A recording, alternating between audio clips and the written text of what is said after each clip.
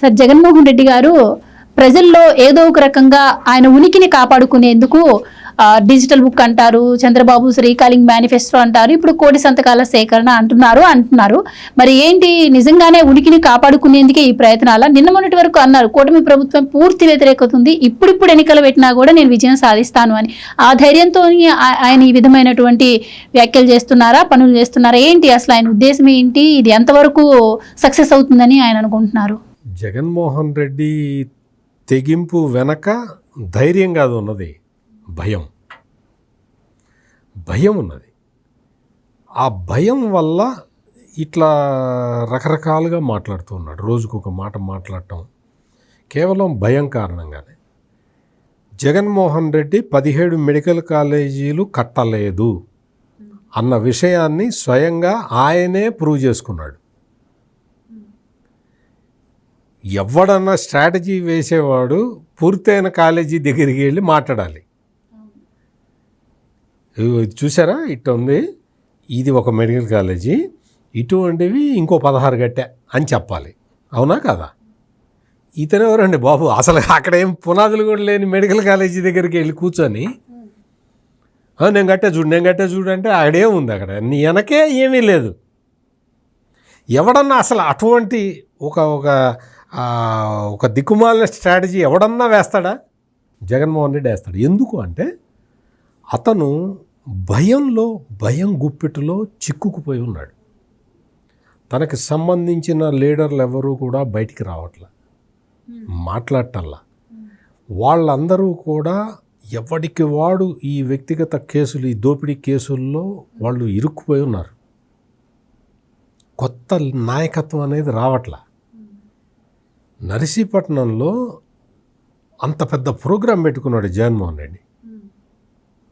దాదాపుగా ఒక 300 కుటుంబాలు వచ్చి తెలుగుదేశంలో చేరినాయి. వైసీపీకి సంబంధించిన కుటుంబాలు వచ్చి అట జగన్మోహన్ రెడ్డి రోడ్ షో అసలు మొత్తం సూపర్ ఉంది, జన ప్రవాహం, జన ప్రభంజనం, జన సునామీ అని చెప్తూ సాక్షి టీవీలో వేసుకుంటున్నాడు కదా. ఆ టైంలో అదే నర్సీపట్నం 300 కుటుంబాలు వైసీపీని వచ్చి ఈ దిక్కుమాలిన సంత మేము భరించలేమని చెప్పి తెలుగుదేశం పార్టీలో చేరారు. అట్లా ఉంది. ఇవన్నీ కూడా జగన్మోహన్ రెడ్డికి భయాన్ని కల్పిస్తూ ఉన్నాయి.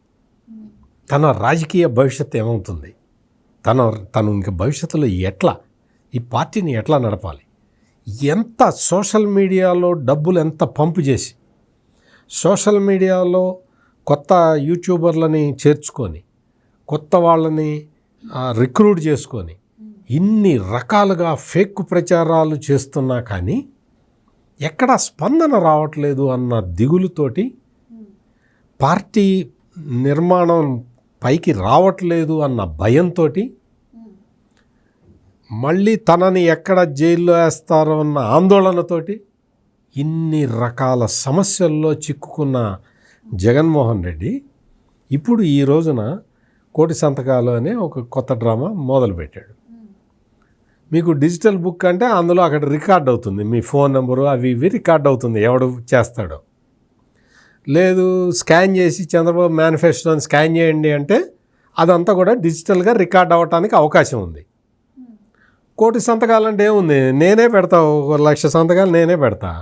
ఓ 6 రోజులు శుభ్రంగా ఒక రూమ్లో అంత మొత్తం తిండి గిండి అరేంజ్ చేస్తే జగన్మోహన్ రెడ్డి మొత్తం 1,00,000 2,00,000 సంతకాలు నేనే పెట్టి ఇస్తా. ఈజీ కదా ఇది. అందుకని ఇది మొదలుపెట్టాడు. అంతే తప్ప 1,00,00,000 సంతకాల ఆ 1,00,00,000 సంతకాలు ఎవడు పెట్టాడు, ఎవడో ఒకటే గీస్తాడు. ఏముంది, మొత్తం కూర్చొని జగన్మోహన్ రెడ్డి ఒక 50 లక్షలు, సజ్జల రామకృష్ణారెడ్డి ఒక 50 లక్షల సంతకాలు పెడతారు. అది జరగబోతున్నది. ఇది ఈజీ ప్రాసెస్. అందుకని చెప్పి ఇది మొదలుపెట్టాడు. తన వైఫల్యాలు ఎక్కడా బయటపడకుండా తన పార్టీ మొత్తం కింద గ్రౌండ్ లెవెల్ నుంచి వాషౌట్ అయిపోయిందన్న నిజాన్ని కప్పిపుచ్చుకోవటానికి ఈ కార్యక్రమం మొదలుపెట్టాడు. అంతే తప్ప పీపీపీ మోడల్ అంటే జగన్మోహన్ రెడ్డికి తెలియదు. 17 మెడికల్ కాలేజీల్లో ఏ కాలేజీ కట్టలేదు, ఏది పూర్తి కాలేదు. 100 సీట్లు రావాల్సిన పాడేరు మెడికల్ కాలేజీ 50 సీట్లు ఇచ్చి చాలే అన్నారు. ఎందుకన్నారు? ఫస్ట్ నేను ఒకటే క్వశ్చన్ అడుగుతున్నా జగన్మోహన్ రెడ్డి, దీనికి ఒక్కదానికి సమాధానం చెప్పు. పాడేరులో 100 మెడికల్ సీట్లు ఇవ్వాలి. సౌకర్యాలన్నీ బాగా ఉంటే 150 కూడా ఇస్తారు. అటువంటిది పాడేరు మెడికల్ కాలేజ్ నిన్న చెప్పాడు. నిన్న ఏంటి పుస్తకాల పిల్లలందరూ కూర్చొని చదువుకుంటుంటే చంద్రబాబు నాయుడు పుస్తకం లాగేస్తున్నాడు అన్నట్టు మాట్లాడాడు. పాడేరు మెడికల్ కాలేజీలోట వైద్య విద్యార్థులందరూ చదువుకుంటున్నారట, వాళ్ళకి విద్యని దూరం చేస్తున్నారట చంద్రబాబు. నువ్వు 100 సీట్లు రావాల్సిన పాడేరు మెడికల్ కాలేజీకి 50 సీట్లు ఎందుకు వచ్చినాయో చెప్పు. ఫస్ట్ అది చెప్పిన తర్వాత మాట్లాడు. అందుకని మొత్తం జగన్మోహన్ రెడ్డి తన వైఫల్యాలని కప్పిపుచ్చుకోవటానికి ఈ విధంగా మేకపోతు గాంభీర్యం ప్రదర్శిస్తున్నాడు. దీంతో అయ్యేది లేదు, పెట్టేది లేదు. P3 విధానంలో మెడికల్ కాలేజీల అంశం తెర మీదకి వచ్చిన తర్వాత వరుసగా కొన్ని ఘటనలను వైసీపీ వాళ్ళు తెర మీదకి తీసుకొస్తూ ఉన్నారు. అయితే చంద్రబాబు గారు వచ్చిన తర్వాత ప్రభుత్వ హాస్పిటల్స్ పనితీరు గాడి తప్పింది అని చెప్పి ప్రధానంగా వాళ్ళు ఇప్పుడు ఇంకొక ఆరోపణ చేస్తున్నారు. దీంట్లో ఎంతవరకు వాస్తవం ఉందంటారు? మీకు ఒక చిన్న స్టోరీ చెప్తాను. ఒక 2 నిమిషాలు టైం ఇవ్వండి. మొన్న ఈ వైసీపీ సోషల్ మీడియాలో ఒక పెద్ద ప్రచారం క్యాంపెయిన్ మొదలుపెట్టారు. ఏంటి అంటే ఈ సెల్ ఫోను టార్చ్ లైట్ ఉంటుంది, సెల్ ఫోన్లో టార్చ్ లైట్ ఉంటుంది కదా, ఇది వేసి ఒక వ్యక్తికి కుట్లేస్తున్నారు, కట్టుకొడుతూ ఉన్నారు. ఆ ఫోటో పెట్టారు. ఒక అతన్ని ఈ సెల్ ఫోన్ టార్చ్ లైటు కాంతిలో స్ట్రెచ్చర్ మీద తీసుకొస్తూ ఉన్నారు. ఇంకొక అతను బెడ్ మీద పడుకొని ఉంటే ఒకడెవడో ఇది వేసి ఏదో ఫ్యాన్ చేస్తున్నాడు. ఈ 3 ఫోటోలు, ఇటువంటి 3-4 ఫోటోలు పెట్టి వైసీపీ సోషల్ మీడియా దారుణమైన ప్రచారం చేసింది. అది ఏంటో తెలుసా? పాడేరులో ఆ రోజున తుఫాన్ వచ్చి, ఈదురుగాళ్ళు వచ్చి, మామూలుగా మొత్తం అంతా కూడా కరెంటు స్తంభించిపోయింది.